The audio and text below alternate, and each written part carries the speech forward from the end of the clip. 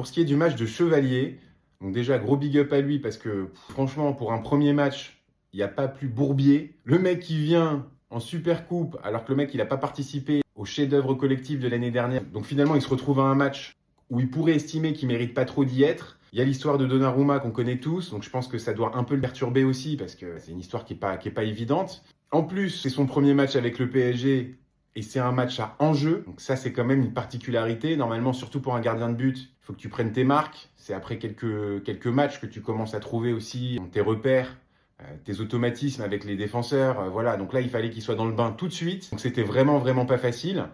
Et comme je le disais dans ma vidéo hier, il y avait quand même un truc à craindre. Que ce soit que ça finisse en penalty, qu'on se fasse éliminer et que tout le monde s'en prenne à lui en disant qu'il n'avait pas le niveau de Donnarumma. Moi, j'avais très peur de ça. J'avais très peur qu'il souffre de la comparaison avec Donnarumma sur des pénaux. Et comme l'UEFA a décidé de retirer les prolongations il y a 2 ans sur ce match et de passer direct au penalty, je me suis dit, karma, on connaît, c'est probable que ça arrive. Voilà, et c'est arrivé. Au niveau de son match, donc déjà dans le contenu, oui, effectivement, il y a eu une erreur à un moment donné. Mais moi, je ne m'arrête pas là-dessus. Moi, ce que j'ai noté déjà avant cette erreur, c'est que chaque fois que les défenseurs pouvaient lui faire la passe ou pas, ils passaient par lui. J'ai trouvé qu'il sécurisait tout de suite sa défense. Par son jeu au pied, par son attitude aussi. Je l'ai trouvé très sûr pour sa défense, mais pas que. Au niveau de son jeu de pied, très bon. Il y a des moments où on lui faisait des relances. Je me rappelle, première mi-temps, de Pacho qui est déjà un peu pressé. Il fait une passe en retrait à Chevalier. Chevalier, donc elle est pas très bonne la passe de Pacho parce qu'elle est même limite directement en sortie, donc en corner. Chevalier voit ça, il sort de son but. Déjà, il récupère la balle, donc il est assez vif pour éviter qu'elle sorte en corner. Mais derrière, il y a un pressing tout de suite d'un joueur de Tottenham. J'imagine un autre gardien dans cette situation, dont des gardiens qu'on a connus, ils se seraient précipités, ils auraient dégagé ça direct en touche, voire ils auraient pu relancer dans des pieds d'un Londonien. Chevalier, pas du tout. Il n'a pas paniqué, il a contrôlé la balle sur la ligne, elle touchait encore la ligne, donc elle ne sort pas. Et là, il lève la tête, il regarde et il fait une relance propre à 25 mètres dans les pieds ou sur la poitrine d'un Parisien. Ça, j'ai adoré. Parce que là, du coup, c'est ce qu'on appelle une relance sous pression. Et c'est exactement ce qu'on pouvait reprocher à notre gardien précédent. On ne comprenait pas pourquoi il était toujours un peu en panique comme ça sur ses relances. Là, j'ai trouvé qu'hier Chevalier, même sur son premier match déjà, il a dégagé ça. Il a réussi en fait à sécuriser, à tranquilliser sa défense. Et même nous, en fait, quoi. Quand je le vois avec le ballon dans les pieds, j'ai pas peur.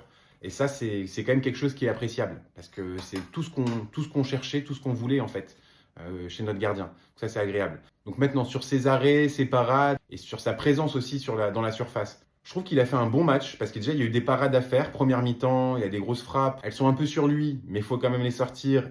Encore une fois, par rapport à la pression, tu peux te rater. Donc là, franchement, solide. J'ai vraiment adoré, moi, sa parade sur le premier but, avant justement que le ballon revienne, il la détourne sur la transversale. Franchement, regardez bien, le mec, il est à 3 mètres de Chevalier, c'est à bout portant, c'est demi-volé, il met une frappe énorme, donc ça doit partir à plus de 100 km/h.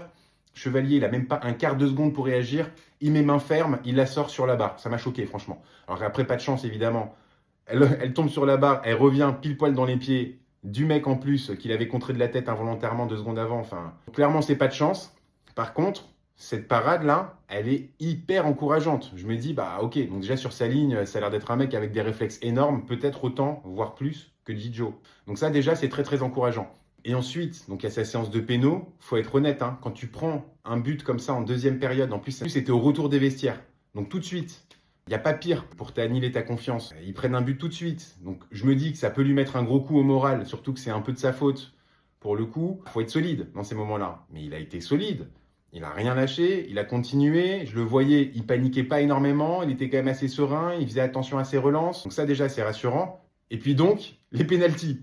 Ça, c'est vraiment le truc. Il y avait très peu de probabilité que ça finisse comme ça. Mais on connaît le foot, on connaît le karma du PSG aussi. Ça a fini en péno évidemment. Donc là, on s'est tous dit, aïe, c'est maintenant qu'on va voir ce que ça donne.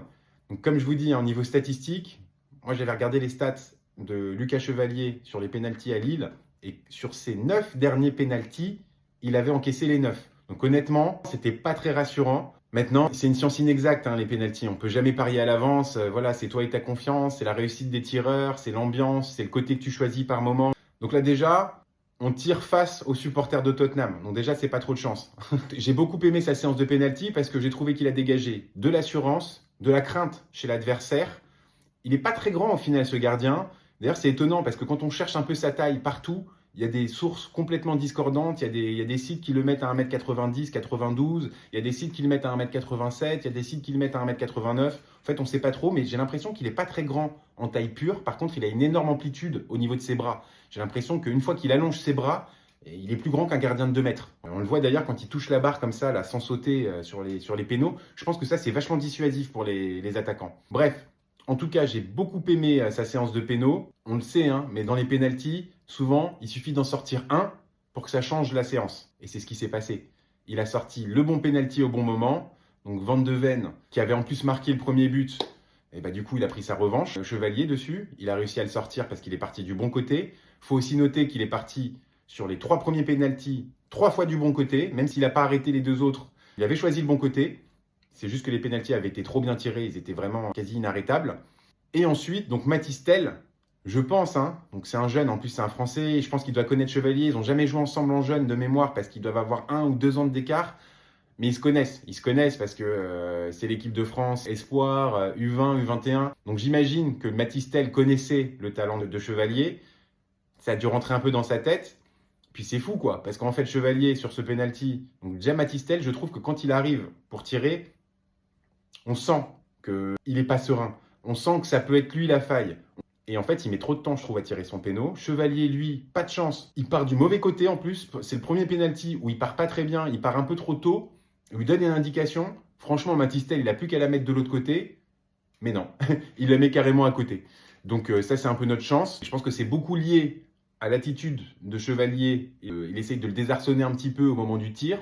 Donc ça, c'est quand même très positif parce que cette séance de penalty, finalement, elle est aussi gagnée grâce à Lucas Chevalier. Donc ça, c'est quand même très chouette. Même pour lui, en termes de confiance et d'intégration, valait mieux commencer en gagnant cette séance. Donc dites-moi ce que vous en pensez dans les commentaires. Et donc Lucas Chevalier a fait son premier match avec le PSG et il a déjà gagné plus de trophées que Marseille sur les 15 dernières années. À méditer.